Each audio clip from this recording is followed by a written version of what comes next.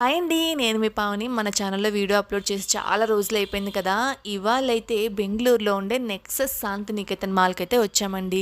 ఇది వైట్ ఫీల్డ్‌లో ఉంటుందన్నమాట. మా ఏరియాకి చాలా దగ్గరగా ఉంటుంది. సో, అందుకోసం మేము రెగ్యులర్‌గా వస్తూ ఉంటాం. మంత్లీ ఒక 2, 3 టైమ్స్ అయినా వస్తూ ఉంటామన్నమాట.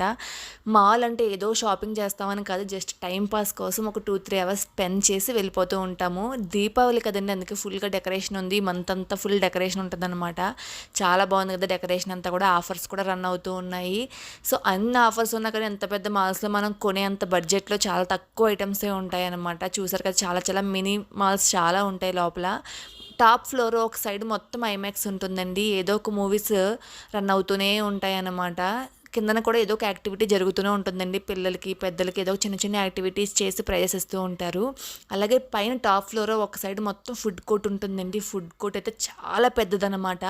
అక్కడ మనకి దొరకలేని ఐటెమ్ అయితే ఏముండదు. వెజ్, నాన్ వెజ్‌లో అన్ని ఐటెమ్స్ ఉంటాయన్నమాట. చాలా టేస్టీగా కూడా ఉంటాయి.